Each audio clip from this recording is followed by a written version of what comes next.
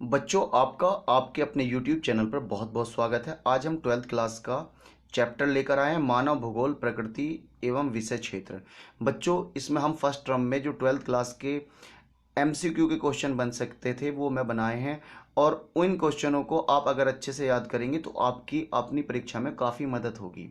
चलिए शुरू कर लेते हैं। पहला क्वेश्चन है, भूगोल के अध्ययन को निम्न में से किन भागों में बांटा जा सकता है? भौतिक भूगोल, मानव भूगोल, भौतिक भूगोल तथा मानव भूगोल, निम्न में से कोई नहीं। बच्चों, इसका सही आंसर है भौतिक भूगोल तथा मानव भूगोल। अगला क्वेश्चन की तरफ बढ़ेंगे। मानव भूगोल की प्रकृति किस प्रकार की है? बच्चों, ए मानव भूगोल मानव केंद्रीकृत विज्ञान है, बी मानव भूगोल मानव परिस्थितिकी विज्ञान है, सी मानव भूगोल के तत्व पार्थिव एकता से संबंधित हैं, उपरोक्त तीनों। डी सही आंसर है, डी उपरोक्त तीनों। क्योंकि मानव भूगोल की जो प्रकृति है वो मानवीकृत है, मानव परिस्थितिकी से संबंधित अध्ययन करता है, भूगोल के जो वे तत्व हैं, जो पार्थिव तत्व हैं, उनका मानव पर क्या असर है, इन सब चीज़ों का अध्ययन मानव भूगोल के अंतर्गत किया जाता है। और मानव भूगोल सामाजिक विज्ञान और सामाजिक क्षेत्र की विभिन्नताओं पर आधारित है। जो मानव भूगोल है वो सामाजिक विज्ञान और सामाजिक क्षेत्र की विभिन्नताओं पर आधारित है। अगला क्वेश्चन है बच्चों, मानव भूगोल के विषय क्षेत्र निम्न में से क्या है? बच्चों, मानव भूगोल का जो विषय क्षेत्र है वो निम्न में से क्या है? बच्चों, मैं आपसे बता दूं, आप ज्योग्राफी, पॉलिटिकल साइंस, इन सब्जेक्टों का बड़ी गहनता से अध्ययन कीजिएगा। क्योंकि मैं आपसे बता रहा हूँ, ये चैप्टर ऐसे हैं, ये बुक ऐसी हैं कि आपको आने वाले समय में जब आप प्रतियोगी परीक्षाओं की तैयारी कर रहे होंगे, गवर्नमेंट जॉब की तैयारी कर रहे होंगे, तब आपके लिए बहुत ही महत्वपूर्ण है।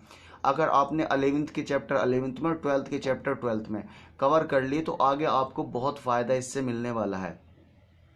अब बच्चों, मानव भूगोल के विषय क्षेत्र निम्न में से क्या क्या है?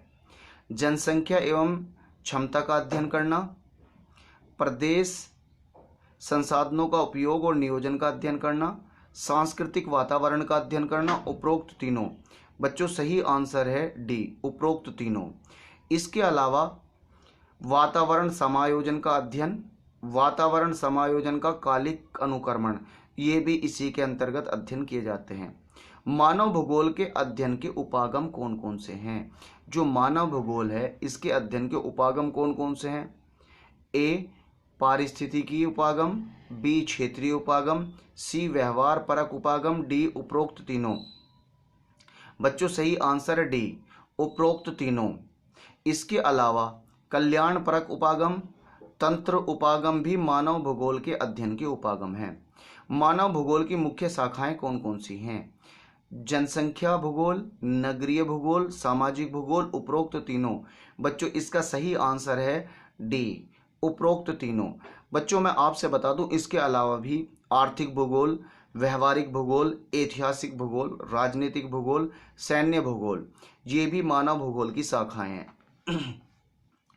जैसा व्यवहारिक भूगोल में मनोविज्ञान से संबंधित, ऐतिहासिक भूगोल में हिस्ट्री से संबंधित, राजनीतिक भूगोल में राजनीतिक जीवन से संबंधित, सैन्य विभाग भूगोल में सैनिकों से संबंधित अध्ययन किया जाता है।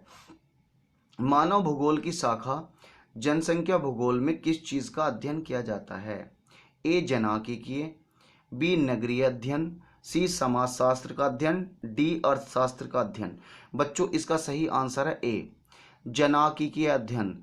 मानव भूगोल की शाखा में जिसमें जनसंख्या भूगोल शामिल है उसमें जनसांख्यिकीय का अध्ययन किया जाता है। व्यवहारवादी भूगोल के अंतर्गत किसका अध्ययन किया जाता है? ए अर्थशास्त्र, बी मनोविज्ञान, सी राजनीतिक, डी इतिहास। व्यवहारवादी भूगोल के अंतर्गत मनोविज्ञान का अध्ययन किया जाता है, अर्थात आंसर इसका बी सही है। समाजशास्त्र का अध्ययन मानव भूगोल की किस शाखा के अंतर्गत किया जाता है? आर्थिक भूगोल, व्यवहारिक भूगोल, सामाजिक भूगोल, सैन्य विज्ञान भूगोल। सही आंसर है बच्चों सी सामाजिक भूगोल। देखो, आर्थिक भूगोल में अर्थशास्त्र, व्यवहारिक भूगोल में मानव विज्ञान, सामाजिक भूगोल में समाजशास्त्र और सैन्य भूगोल में सैनिकों से संबंधित अध्ययन किया जाता है। निम्न में से कौन सी भौगोलिक विचारधारा है? व्यवहारवादी, आमूलवादी, सी मानवतावादी या कल्याणपरक, डी उपरोक्त तीनों। सही आंसर है बच्चों डी उपरोक्त तीनों। व्यवहारवादी भी, अमूलवादी भी, मानवतावादी भी या कल्याणपरक भी, ये तीनों की तीनों क्या है, भौगोलिक विचारधारा हैं। मानव भूगोल मानव समाजों और धरातल के बीच संबंधों का संश्लेषित अध्ययन है। यानी कि मानव भूगोल क्या, मानव समाज और जो धरातल है उसके बीच जो आपसी संबंध है उसका अध्ययन है। मानव भूगोल की जो परिभाषा ये किस भूगोलवेत्ता ने दी है, ठीक है, यानी कि किस भूगोल वाले ने दी है, रेड जेल ने, ग्रिफ्थ टेलर ने, हेंस ने, उपरोक्त में से कोई नहीं। सही आंसर है बच्चों ए रेड जेल ने। ये परिभाषा बच्चों रेड जेल ने दी है। मानव के रहने के लिए घर बनाया, नदी पार करने के लिए पुल बनाया, मनुष्य के इन प्रयासों को हम मानव भूगोल की किस विचारधारा में रखते हैं। यानी कि मनुष्य ने अपने लिए मकान बनाया, घर बनाया, पुल बनाए और बहुत सारी चीज़ें रखी हैं, तो हम मानव भूगोल की जो ये विचारधारा है इसे किस में रखते हैं, संभावनावाद या संभववाद, नव निश्चयवाद, व्यवहारवादी, उपरोक्त में से कोई नहीं। बच्चों इसका सही आंसर है ए संभावनावाद। बच्चों संभावनाओं के जरिए ही मनुष्य ने यूज़ किया है पृथ्वी को, अपना घर बनाया, नदी पार करने के लिए पुल बनाई या चलाने के लिए नाव का इस्तेमाल किया। अगला क्वेश्चन है बच्चों, प्राकृतिक पर्यावरण से अन्योन क्रिया की प्रारंभिक अवस्था में जब मनुष्य पर्यावरण की पहली क्रिया में था तो प्राकृतिक पर्यावरण से अत्यधिक प्रभावित हुआ। उसने प्रकृति के आदेशों के अनुसार अपने आप को ढाल लिया, जैसा प्रकृति कह रही थी ऐसे ही अपने आप को ढाल लिया। मानव के सामाजिक विकास की इस अवस्था को किस नाम से जाना जाता है। यानी कि मनुष्य ने जिस समय अपने को प्रकृति के अनुसार ढाल लिया, प्राकृतिक पर्यावरण के हिसाब से अपने को ढाल लिया या उसके हिसाब से अपने को बना लिया, तो इसे हम क्या कहेंगे, व्यवहारवादी, आमूलवादी, पर्यावरणवादी, निश्चयवाद, उपरोक्त में से कोई नहीं। बच्चों सही आंसर है पर्यावरणवादी निश्चयवाद। नव निश्चयवाद अर्थात रुको और जाओ, पृथ्वी तुम्हारे लिए हमेशा के लिए नहीं, यहाँ छेड़छाड़ मत करो, रुको जब तक तुम्हारा टाइम है, मजे करो, उसके बाद चले जाओ। निश्चयवाद की संकल्पना किस भूगोलवेत्ता द्वारा प्रस्तुत की गई थी, रेड जेल द्वारा, ग्रिफ्थ टेलर द्वारा, रेमंड द्वारा, उपरोक्त में से कोई नहीं। सही आंसर है बच्चों बी ग्रिफ्थ टेलर ने ऐसा बताया था, ये ऑस्ट्रेलिया के रहने वाले थे। राजनीतिक भूगोल के दो क्षेत्र कौन से हैं, निर्वाचन भूगोल, सैन्य भूगोल, मनोविज्ञान तथा इतिहास, नगरीय अध्ययन तथा अर्थशास्त्र, उपरोक्त में से कोई नहीं। सही आंसर है बच्चों निर्वाचन विभाग और सैन्य भूगोल, ये राजनीतिक भूगोल के ही क्षेत्र हैं। मानव भूगोल के अध्ययन की विषय वस्तु क्या है, निम्न में से कौन सी विषय वस्तु इसके अंतर्गत आती है। ए भौतिक पर्यावरण एवं मानव जगत के बीच अन्योन क्रिया द्वारा निर्मित सांस्कृतिक वातावरण का अध्ययन, बी पृथ्वी को मानव के घर के रूप में समझना और उन सभी तत्वों का अध्ययन करना, धरातल पर रहने वाले समस्त मानवीय जगत और उनकी क्षमताओं का अध्ययन करना, डी उपरोक्त तीनों। सही आंसर है बच्चों डी उपरोक्त तीनों। निम्न में से किन कारणों से प्रकृति पर मानवीय प्रयासों का असर दिखाई देता है। हमें जो है ऐसे कौन से कार्य हैं जो कौन से प्रयास हैं जिसके कारण हमें लगता है कि भाई मनुष्य ने पृथ्वी पर कार्य किए हैं। पहली बात, ए अंतरिक्ष में उपग्रह का प्रक्षेपण, बी कृषि, नगर, पुल का निर्माण, सी उच्च भूमियों पर स्वस्थ है विश्राम स्थल, डी उपरोक्त तीनों। बच्चों इसका सही आंसर है डी उपरोक्त तीनों। बच्चों यहाँ आप समझिएगा, मनुष्य के प्रयासों का असर हमें दिखाई देता है कि मनुष्य ने अंतरिक्ष में अपना जो है उपग्रह छोड़ रखा है, खेती करने लगा, शहर बसाने लगा, पुलों का निर्माण कर लिया, ऊंची भूमि जैसा लैंसडौन है उत्तराखंड में, हिमाचल प्रदेश में डलहौजी है, ऐसी जगहों पर उसने विश्राम गृह बना लिए जहाँ पर वो थका हारा जाए, फ्रेश एयर ले और मज़े करे। अगला क्वेश्चन है, निम्न में से कौन सा मानव भूगोल का उपागम नहीं है। मानव भूगोल का उपागम नहीं है अन्वेषण एवं वितरण, भूगोल के उदार आधुनिकवाद, क्षेत्रीय विभेदन, प्राकृतिक मानवीयकरण। सही आंसर है बच्चों डी। प्रकृति का मानवीकरण जो है भूगोल का, मानव भूगोल का उपागम नहीं है। अगला क्वेश्चन है बच्चों, निम्न में से किस भूगोलवेत्ता का संबंध संभववाद से है?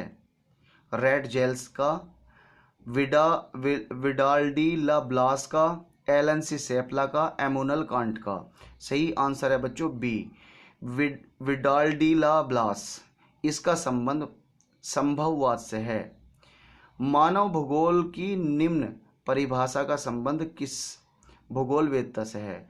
यानी मानव भूगोल की जो परिभाषा दी है, मानव भूगोल स्थिर पृथ्वी और क्रियाशील मानव के बीच परिवर्तनशील संबंधों का अध्ययन है। तो ये परिभाषा किसने दी कि भूगोल स्थिर पृथ्वी, हमारी पृथ्वी स्थिर है, और क्रियाशील मानव जो लगातार परिवर्तन करता जा रहा है, इनके बीच का जो संबंध है, इसकी जो स्टडी है वो मानव भूगोल है। ये किसने कहा? हंटिंगटन ने, एलान सी सैंपल ने, विडाल डी ला ब्लास ने, गिफिथ टेलर ने। सही आंसर है बच्चों बी, एलान सी सैंपल ने। विकास की शुरुआती अवस्था में मनुष्य प्रकृति को सुनता था, उसकी प्रचंडता से डरता था। बाढ़ आ गई, बहा के लेगी, पहाड़ की लैंडस्लाइड होगी, भूकंप आ गया, तो शुरुआत में मनुष्य प्रकृति से डरता था, उसकी पूजा करता था। यह कथन मानव भूगोल की किस विचारधारा का समर्थन करता है? ए संभववाद, बी नव निश्चयवाद, सी निश्चयवाद, डी व्यवहारवाद विचारधारा। सही आंसर है बच्चों इसका सी, निश्चयवाद की विचारधारा का समर्थन करता है। निम्न में से कौन सा मानव भूगोल की शाखा नहीं है? इनमें से कौन सी जो है मानव भूगोल की शाखा नहीं है? ए आवास भूगोल, बी जनसंख्या भूगोल, सी नगरीय भूगोल, डी समुद्र भूगोल। बच्चों इसका सही आंसर है डी, समुद्र भूगोल मानव भूगोल की शाखा नहीं है। आवास भूगोल भी मानव भूगोल की शाखा, जनसंख्या भूगोल भी और नगरीय भूगोल भी मानव भूगोल की शाखा। अगला क्वेश्चन है बच्चों, भूगोलवेत्ता ग्रिफ्थ टेलर का संबंध किस विचारधारा से है? बच्चों ग्रिफ्थ टेलर का संबंध पर्यावरण निश्चयवाद से, नव निश्चयवाद से, संभववाद से, प्रत्यक्षवाद से। सही आंसर है बच्चों बी, निश्चयवाद से। अगला क्वेश्चन है, निम्न में से कौन सा कथन सही है? 4 कथन दे रखे हैं। ए भू आकृति विज्ञान मानव भूगोल का महत्वपूर्ण शाखा है, बी रेड जेल ने नव निश्चयवाद की विचारधारा का प्रतिपादन किया था, सी प्रौद्योगिकी किसी समाज के सांस्कृतिक विकास का स्तर का सूचक है, डी मानव द्वारा विशाल नगरीय प्रसार निश्चयवाद का सूचक है। बच्चों इसका सही आंसर है सी, क्योंकि प्रौद्योगिकी किसी समाज और संस्कृति के विकास के स्तर का सूचक है। जहाँ पर जितनी अच्छी प्रौद्योगिकी और टेक्नोलॉजी होगी, वहाँ पर समाज उतना ही सशक्त और मजबूत होगा, और जहाँ पर टेक्नोलॉजी का अभाव होगा वहाँ समाज उतना ही कमज़ोर होगा। बच्चों मैं आपसे बता दूं कि मैं आपके लिए लगातार एनसीईआरटी की वीडियो लेकर आ रहा हूं, और मैं लगातार कोशिश कर रहा हूं कि आपको अच्छे से अच्छा कंटेंट प्रोवाइड कराएं। तो साथ ही आपकी भी कुछ जिम्मेदारी बनती है कि आप हमारी वीडियो को लाइक करें और कमेंट्स क्या करें, जिससे मुझे पता चले कि मुझे वीडियो में क्या सुधार करना है। साथ ही आप कोशिश क्या करें कि आप अपने फ्रेंड्स को भी वीडियो शेयर करें, क्योंकि आप जितना ज़्यादा शेयर करेंगे हमारे पास उतना ही ज़्यादा क्राउड होगा, और जितना क्राउड होगा हम उतने ही मोटिवेट होंगे वीडियो बनाने के लिए। वीडियो देखने के लिए आपका बहुत बहुत धन्यवाद।